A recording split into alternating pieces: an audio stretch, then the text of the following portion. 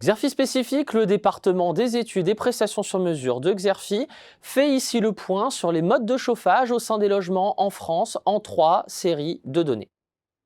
La première série permet d'évaluer le poids de chaque système au sein du parc de résidence principal. Le gaz équipe 41% des foyers, les radiateurs électriques 30%, le fioul environ 11% et les pompes à chaleur 7%. Les autres équipements représentent près de 11%, dont 4% pour le bois.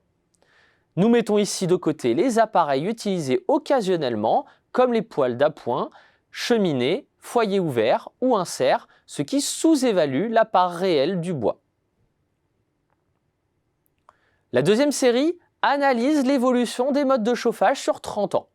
Le poids du fioul a été divisé par plus de 2 depuis 1990, passant de 25 à 11%. C'est le gaz naturel qui a le plus profité de ce basculement, en hausse de près de 12 points. Mais depuis 2010, il plafonne et il n'est désormais plus possible d'en installer dans les maisons individuelles neuves, sauf cas particuliers. L'autre gagnant du repli relatif du fioul, c'est l'électricité qui est passée de 26% à 37%. Attention, avant 2020, il n'était pas possible d'isoler statistiquement les pompes à chaleur des radiateurs électriques. Depuis, le suivi s'est affiné car les ventes de pompes à chaleur progressent vite et s'imposent comme alternative aux chaudières à fioul.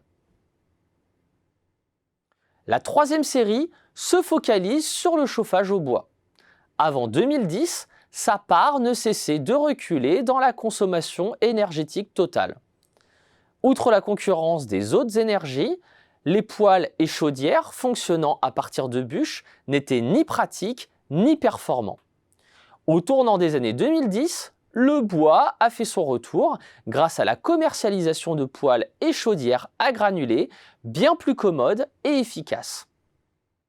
En 2021 et 2022, les ventes ont fortement progressé du fait du contexte énergétique et des effets psychologiques liés aux interdictions des chaudières à fioul et gaz dans certaines habitations neuves.